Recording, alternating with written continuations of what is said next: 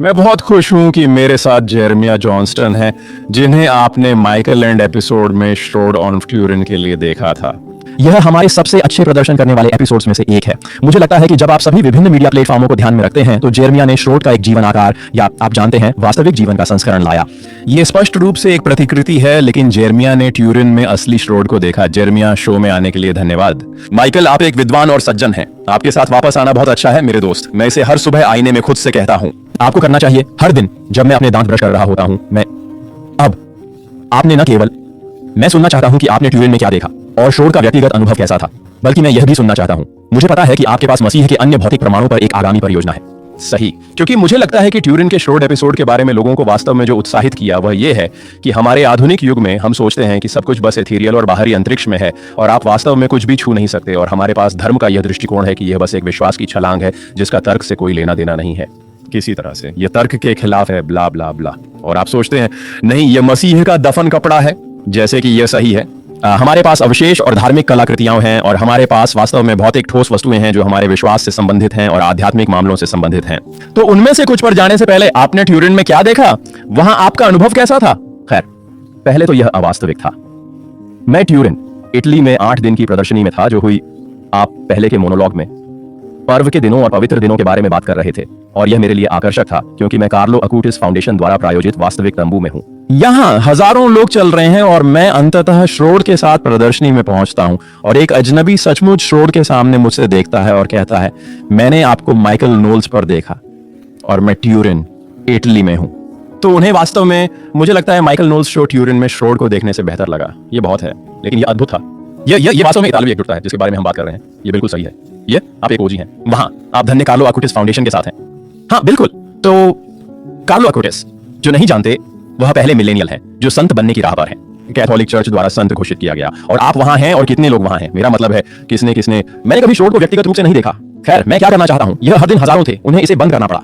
मैंने उनके साथ कई परियोजनाओं पर सहयोग किया, और श्रोड के सामने होना, जो सेंट जॉन कैथेड्रल में है, तंबू बाहर था। यह उन लोगों के लिए एक आभासी अनुभव था जो कैथेड्रल में वास्तविक श्रोड को देखने के लिए अंदर नहीं जा सके।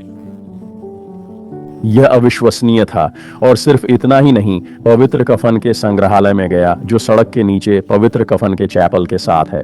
मैंने पहली बार ली गई तस्वीर देखी। हमने इसे माइकल के साथ पॉडकास्ट पर दिखाया था, लेकिन मैंने 1898 की असली तस्वीर देखी, माइकल जिसने विश्वव्यापी आकर्षण की शुरुआत की।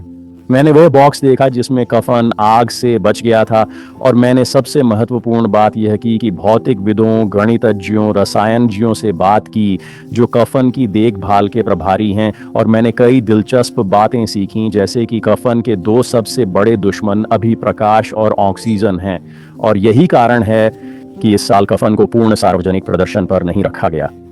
मैंने अपने दोस्त एनरिको का साक्षात्कार लिया। अब मैं इन लोगों को अपना दोस्त कह सकता हूं क्योंकि एनरिको उस रिलिकेरी के लिए साल में 2 बार आर्गन गैस बदलने के प्रभारी हैं, जो स्टार वॉर्स से बाहर की किसी चीज की तरह दिखता है जो अभी कफन की रक्षा करता है। माइकल, वे इसे साल में 2 बार बदलते हैं। यह 99% आर्गन गैस है, 1% ऑक्सीजन कफन को संरक्षित करने के लिए। और कुछ जो मैं फॉलोअप के रूप में साझा करना चाहता था वो ये है कि छवि धुंधली हो रही है कफन से, और हमें हमेशा हमारे साथ छवि होने की गारंटी नहीं है। यही कारण है कि आपके जैसे कार्यक्रम इतने महत्वपूर्ण हैं, जहां हम लोगों को अभी भी हमारे विश्वास के महान प्रमाण के लिए उजागर कर सकते हैं। क्या बहुत बड़ा है। फिल्म की बात करें, मुझे लगता है कि हमारे पास आपकी यात्रा की थोड़ी सी फुटेज है। आप दुनिया में एकमात्र व्यक्ति हैं जो यह दोहरा सके हैं कि कफन में छवि का कारण क्या हो सकता है। कफन किसी भी अन्य कब्र के कपड़े के विपरीत शरीर की एक शारीरिक रूप से सही छवि रखता है। ये संभावना क्या है कि कफन का आदमी यीशु के अलावा कोई और है? इसे टेलीविजन पर देखना एक बात है, इसे प्रत्यक्ष रूप से देखना एक पूरी तरह से अलग बात है। खून का लाल रंग अधिक, चलो कहें लाल था। जिस प्रकार की प्रकाश ऊर्जा की आवश्यकता होगी उस छवि को उत्पन्न करने के लिए जो हमारे पास कफन पर है। 34 तरफ। क्या आप मानते हैं कि कफन का आदमी नासरत का यीशु है? मुझे विश्वास करना चाहिए। सही। मुझे विश्वास करना चाहिए क्योंकि संख्याओं ने मुझे सुनिश्चित कर दिया। कार्बन डेटिंग गलत क्यों है, या ये गलत है? ये कुछ गलत हो गया। तो सवाल ये है कि क्यों? शायद ये वही है जो विज्ञान अब हमें पहले से कहीं अधिक इशारा कर रहा है कि शायद यह एक पुनरुत्थान का कपड़ा है। मेरी रुचि बढ़ गई। अब मैं मसीह के अन्य भौतिक प्रमाणों में भी रुचि रखता हूँ। अरे प्रभु के सामने आमने सामने तो दर्शक श्रोण से परिचित होंगे। वे अब ओवेजेरो के सुदारियम मसीह के सिर के कपड़े से परिचित होंगे। खैर, मुझे नहीं पता कि मैं अन्य से परिचित हूं। क्या अन्य ऐतिहासिक खोजें हैं जो हमें मसीह के सामने लाती हैं? खैर, आपने एक शानदार बिंदु बनाया कुछ समय पहले कि दुनिया के किसी भी अन्य धर्म के विपरीत ईसाई धर्म खुद को एक ऐतिहासिक परीक्षा में डालता है। आप पहले इस्लाम का उल्लेख कर रहे थे। पुरातत्व इस्लाम का मित्र नहीं है। पुरातत्व किसी भी अमेरिका में बने पंथों या धर्मों जैसे मॉर्मनिज्म या यहोवा के साक्षियों का मित्र नहीं है। ईसाई धर्म खुद को ऐतिहासिक परीक्षा में डालता है यीशु के शारीरिक पुनरुत्थान और मसीह के अस्तित्व के आधार पर। और अधिकांश ईसाई इस बात से अनजान हैं कि मैं यीशु के जीवन, मृत्यु, दफन और पुनरुत्थान के बारे में 65 तथ्य बना सकता हूँ, माइकल अतिरिक्त बाइबल स्रोतों का उपयोग करके जो पुरातत्व और अन्य इतिहासकार हैं, इससे पहले कि मैं नया नियम खोलूं। जब मैं ऑक्सफोर्ड में पढ़ाई कर रहा था तो वे मुझसे कहते थे, ओ, नए नियम के पाठ को विशेषाधिकार ना दें। हम उस पुस्तक को विशेषाधिकार नहीं देना चाहते। वह तो बस एक पुरानी धूल भरी किताब है, उसे विशेषाधिकार ना दें। और तो हम क्या सीख सकते हैं? और इसलिए मैं जो करना चाहता हूं Jesus discoveries, the 10 historic finds that bring us face to face with Jesus में, वह है निश्चित रूप से लोगों को शोर के बारे में अपडेट करना, और हमने वह किया है, लेकिन और भी बहुत कुछ है। उदाहरण के लिए हमारे पास जीसस कप है जिसे फ्रैंक बागियो द्वारा हाल ही में खोजा गया था। वह एक मरीन थे, एक समुद्री जीव विज्ञानी। यह 2008 में अलेक्जेंड्रिया में पानी के स्कूबा डाइविंग में खोजा गया था। ध्यान दें कि कप का एक हिस्सा टूटा हुआ है और मैं इसे आपको ग्रीक में पढ़कर सुनाता हूं। इस पर लिखा है, हो गोइटिस दिए क्रिस्टू। ये एक कप है जो पहली सदी का है और अंग्रेजी में इसका मतलब है मसीह के माध्यम से जादूगर या मंत्र मुग्ध करने वाला। अब यह कुछ लोगों को भ्रमित कर सकता है, जैसे रुको, मसीह मंत्र मुग्ध करने वाला, मसीह जादूगर। आपको यह समझना होगा कि यीशु के पुनरुत्थान से पहले भी यीशु की प्रसिद्धि सबसे पहले और सबसे महत्वपूर्ण एक चमत्कार कार्यकर्ता और एक भूत भगाने वाले के रूप में फैली। और यह हमें दिखाता है कि, और वैसे अगर यह वास्तव में पहली सदी का है तो हमारे पास मसीह का नाम ईस्वी 50 के आसपास है। और माइकल, क्या आपको एहसास है कि यह किसी भी नए नियम की लिखावट से पहले का है? तो यह वह पहला खुदा हुआ शब्द हो सकता है मसीह का, जो हमें 2008 में खोजे गए एक कलाकृति से मिला है। वाह! यह, और मैं यह भी सोच रहा था कि क्या कब धार्मिक होगा? मेरा मतलब है, क्या इसे किसी ईसाई प्रथा में उपयोग किया जाएगा या यह उन लोगों के लिए एक प्रकार का स्मृति चिन्ह या स्मारिका होगा जो बिल्कुल ईसाई नहीं है? खैर, यह एक बहुत अच्छा सवाल है जो आप पूछ रहे हैं। इसे किसी प्रकार की समन्वयवादी धार्मिक या मूर्ति पूजक प्रथा में उपयोग किया गया होगा। ये यीशु का बिंदु है। यीशु की प्रसिद्धि इजराइल की भूमि से बहुत आगे फैलती है, क्योंकि लोग समझते हैं कि अगर हम इस नाम यीशु को शामिल करते हैं तो इसमें शक्ति जुड़ी होती है। तो चाहे आप मूर्ति पूजक हों, चाहे आप यहूदी हों, चाहे आप यीशुआ के अनुयायी हों, जब आप यीशु के नाम का उपयोग करते हैं तो चीजें होती हैं। क्या यह आकर्षक नहीं है? और आपको समझना होगा कि मार्क के सुसमाचार में, याद रखें कि शिष्य उनसे सेंट मार्क के सुसमाचार में संपर्क करते हैं और वे कहते हैं, गुरु, लोग आपके नाम से भूत निकाल रहे हैं। हाँ। और तभी यीशु जवाब देते हैं और कहते हैं, आप जानते हैं, जो लोग एक घर जो अपने ही खिलाफ बंटा हुआ है खड़ा नहीं रह सकता, उन्हें जो कर रहे हैं करने दें। क्या आपको एहसास है कि उनके अपने जीवन काल में, मेरा मतलब है यह वह जगह है जहां लोग इसे नहीं समझते, उनके अपने जीवन काल में लोग नाम का आह्वान कर रहे हैं भूतों को बांधने और लोगों को ठीक करने के लिए। तो ये एक ऐतिहासिक तथ्य है। मैं कोई अजीब धार्मिक ट्रांस नहीं कर रहा हूं। आप और मैं अभी किसी धार्मिक ट्रांस में नहीं हैं। हम सिर्फ पुरातत्व का अनुसरण कर रहे हैं और इसे मैंने यीशु कप कहने के लिए उपमा दी है। और इसलिए यीशु की खोजों में मैं साझा करने जा रहा हूं कि यह हमें यीशु के उपचारकर्ता के रूप में आमने सामने कैसे लाता है। उन्हें सबसे पहले और सबसे महत्वपूर्ण एक उपचारकर्ता के रूप में जाना जाता था। वो यहाँ तक कि ठीक कर सकते थे या भूत भगाने में सक्षम थे। राक्षसों को लंबी दूरी से, उसे वहां होने की भी जरूरत नहीं थी। और आपको समझना होगा, मैंने इस्लाम पर बहुत कुछ लिखा है। मैं आज के कार्यक्रम में इस्लाम के बारे में आपके सभी टिप्पणियों से प्रभावित हुआ। मैं लोगों को प्रोत्साहित करूंगा कि वे उन्हें तुरंत देखें यदि आपने नहीं देखा है। ISIS ने काले बाजार में कलाकृतियों को बेचकर $100 मिलियन कमाए। और मेरे पास एक रिपोर्टर था जो ISIS के साथ था और मुझे कुछ कलाकृतियां भेज रहा था जो वे बेचने की कोशिश कर रहे थे। और उनके पास एक यहूदी मंत्र पुस्तक थी जिसके सामने एक मम्मीकृत चमगादड़ था। और वे मुझसे इन चीजों का निर्णय करने के लिए कह रहे थे। और यहूदी धर्म बहुत अंधविश्वासी था। यहूदी धर्म जादू मंत्रों और ताबीजों में बहुत रुचि रखता था, जो हमें हमारी अगली खोज की ओर ले जाता है। लेकिन यह मेरे लिए आकर्षक है कि यहाँ तक कि यहूदी भी प्राचीनता से यीशु के नाम का उपयोग करते थे, क्योंकि इसमें बहुत शक्ति थी। क्या मैं आपको अगला दिखा सकता हूँ? ये एक शानदार क्लिफ हैंगर है। हाँ, अगला क्या है? ठीक है, अगला है ये यहूदी जादू के बर्तन। ये मेरे लिए वास्तव में दिलचस्प है। तो आपके पास जादू के बर्तन या प्रार्थना के बर्तन होते हैं, और अगर आप इसे देखें माइकल, ये बर्तन है, ठीक है, लेकिन और ये कुछ धार्मिक पगान प्रथाओं में भी उपयोग किए जाते थे। लेकिन अगर आप अपने बॉस से नफरत करते थे, जैसे कि आप अभी अपने प्रोड्यूसर से नाराज हैं, भगवान जोसेफ को आशीर्वाद दें, और अगर आप अनिद्रा का श्राप देना चाहते हैं, मैं निश्चित रूप से बस इनसे एक का उपयोग करें। मुझे अनिद्रा का श्राप देने की जरूरत नहीं है, बेचारा प्रोफेसर जोसेफ। क्योंकि वह 15 मिलीग्राम जेड्स पूरे दिन और अपनी गर्लफ्रेंड से पूरी रात बात करता है, तो मैं नहीं। ठीक है, लेकिन मैं इसे वैसे भी कर सकता हूँ, बस सुनिश्चित करने के लिए। खैर मैं इसे एक उदाहरण के रूप में उपयोग कर रहा हूं कि यह वास्तव में हमारे पास प्राचीनता से है। ये 4वीं से 7वीं शताब्दी के हैं। ये प्रार्थना के बर्तन हैं। ये मुख्य रूप से आरामी है जो आप देख रहे हैं। इसमें एक स्टिक फिगर लिखा हुआ है जैसे, और ये या तो ये प्रेम भी हो सकते हैं, ताबीज। जैसे अगर आप चाहते थे कि कोई आपके साथ सोए तो आप इस प्रार्थना चीज में यीशु का नाम डालते। अगर आप अपने बॉस से नफरत करते थे तो आप मसीह का नाम डालते।